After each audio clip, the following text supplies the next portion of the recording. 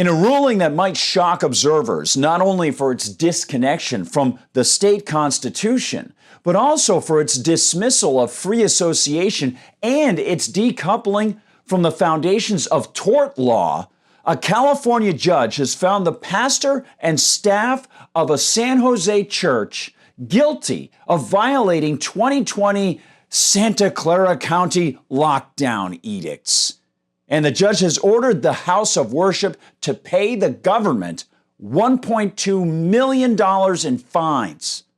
Welcome, everyone, to the United States of Soviet America. Hi, everyone. I'm Gardner Goldsmith for MRC-TV. Here's the story. Susanna Luthi reports for the Free Beacon, quote, Superior Court Judge Yvette Pennypacker ordered Calvary Chapel San Jose to pay $1.2 million in fines to Santa Clara County for violating the county's COVID-19 restrictions.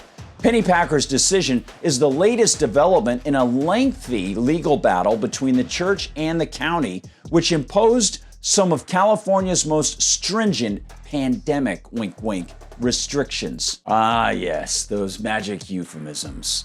Adding insult to injury, Pennypacker provided a heavy dose of non-scientific nonsense to go along with all of it, writing, quote, It should appear clear to all, regardless of religious affiliation, that wearing a mask while worshiping will protect others while still exercising your right to religious freedom. Those of us who aren't blessed with the towering hubris displayed by Pennypacker might have a hard time discarding the knowledge that it's incredibly arrogant for a political authority to claim someone else can exercise his right to religious freedom under masking conditions that the political authority dictates. Some of us dunderheads might mistakenly cling to the decrepit idea that the right to religious worship was supposed to be free of government strings. In this case, strings attached to ordered masks. Luthi continues, quote, Pennypacker's ruling cuts against an increasing consensus that mask mandates had neither legal nor scientific merit. The Supreme Court in 2021 struck down California Governor Gavin Newsom, Democrats' ban on indoor worship services, which lasted longer than the state's forced closure of strip clubs. A February study that found masks did almost nothing to stop the spread of respiratory viruses such as COVID-19 has been called the scientific nail in the coffin for mask mandates. This practical information has been available for a long time. I reported on the shallow masking argument in July of 2020, but the principles of private property, free will, and freedom of association, they stand, regardless of the risk and the situationally designated ability of something imposed by authorities to decrease the risk of engaging in voluntary association. Even if the masks had been 100% effective and the virus 100 times more deadly, the decisions to gather on private property with others who also freely decide to do so are purely our own. Always. And those decisions are replicated with each new opportunity to voluntarily associate with others on private property. By definition, the presence of private property designates that area as under the private control of a person who has a right to welcome or deny entrance to anyone based on his or her own safety protocols. Likewise, each potential visitor can decide for himself or herself if the safety protocols promised by the owner are to his or her liking. What this judge and these protocols, these politicians and bureaucrats, all of them have done with their lockdown mandates and their mask mandates and fines, well, it has been to collectivize everything that should morally, practically, and ethically be private, forcing their political preferences on others. And any person with a modicum of alacrity easily could expose the absurdity of the political edicts by just flipping the disease narrative. Hypothetically, Let's say there appeared a terrible, easily transmitted disease and a bowling club that owned its own bowling alley where they had stringent testing protocols for visitors and titanically high standards for the cleanliness of the interior and all that.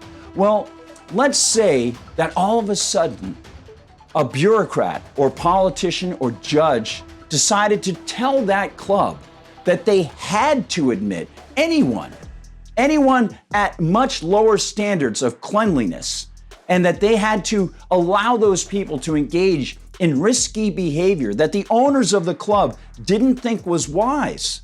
If we just flip the narrative, we can see the importance of private property. Should the government do that, or should they leave them the heck alone? The liabilities and the ownership decisions should be ours solely as owners of ourselves and our property. Yet this judge demands that these people in this church who already are forced to pay for the court system via California taxes, this judge demands that these folks running Calvary Chapel in San Jose also must pay a penalty to the government for harming no one.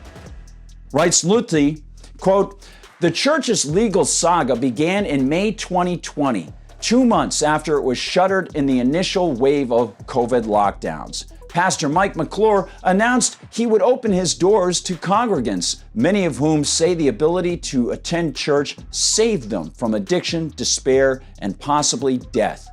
Calvary Chapel's lawyers said they are appealing Pennypacker's decision to a California appellate court. And this is just part of the fight for Calvary Chapel.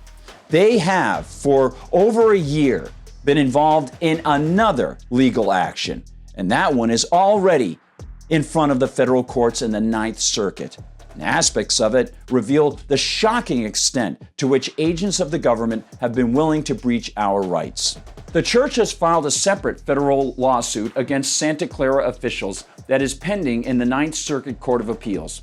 Court documents in both cases reveal that Santa Clara County mounted rigorous surveillance of the church and its individual members, even tracking members' movements through cell phone data and paying researchers to analyze the results. The government thugs claim that they're protecting public health, but there's no such thing as public health. The term public health is a consequentialist, individual negating euphemism that is internally inconsistent and is self-defeating. The word group simply is a term applied to gatherings of more than 2 people, and those people don't blend into a gel when meeting or put under a certain label by government. They always remain individuals. And to claim that the state can sacrifice one person for the betterment of the group immediately puts at risk every individual in that government-designated group, undermining the safety of them all. It's an absolute non-starter, but it's the foundational, rights-destroying idiocy of government so-called public health edicts. Judge Pennypacker can ask any student who has ever taken a law and economics class, and she'll get the same reply. Each time the government preys on the rights of one for the sake of the whole, every individual comprising that government-designated group is threatened. And then the cycle begins anew each time the government decides it's going to sacrifice another person, as if engaging in some kind of ceaseless Aztec ritual. In fact, numerous American politicians, such as Gavin Newsom, acted much more like witch doctors than people who respect individual rights.